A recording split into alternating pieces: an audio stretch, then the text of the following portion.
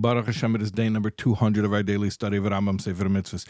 And in the 3 chapters a day of Mishnah Torah, we are still in Hilchas Tumas Meis, the laws of ritual impurity contracted through exposure to a corpse, chapters 18, 19, and 20. And as you know, we have one mitzvah in these halachas that we've been studying over and over again. So here we go, Positive Commandment 107, the mitzvah to keep all of the laws that have to do with the ritual impurity contracted through exposure to a corpse. I'm going to share with you an idea related to this mitzvah from a different perspective than we normally cover in this class. Normally, we focus on the legalistic perspective, which is in keeping with the spirit of Sefer HaMitzvos, which is a legalistic text. But I want to share with you a little bit of a mystical perspective. In general, Tumah V'Tara, which we sort of clumsily translate as ritual impurity and ritual purity.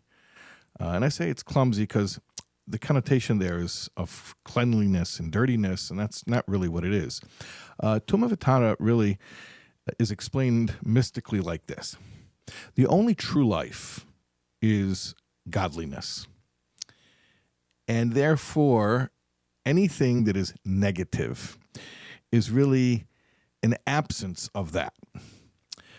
And in order to sustain itself, it needs to parasitically draw life from the only true source of life, which is godliness. And that is why anytime that there is life, and then that life vacates and leaves a void, the power of Tumah will rush in to sort of feed on that and to try to take any traces of life that the holiness that has departed has left behind. For instance, I'll give you an example. When a woman gives birth, she becomes ritually impure. Now, if you don't understand that from a mystical perspective, it might seem kind of strange. What did she do so wrong? She did the greatest thing in the world. She brought life into the world. Yeah, but think about it like this. She was carrying this life. The life was in her. Now she gave birth to the life. Now it leaves a void behind within her, and that is a prime opportunity for Tumah to come in and to try to feed on that life force, and so she contracts impurity.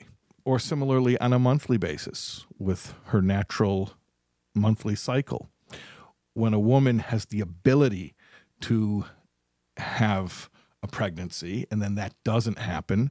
So that not happening sort of leaves behind a void where the possibility for life was. And again, impurity will rush in.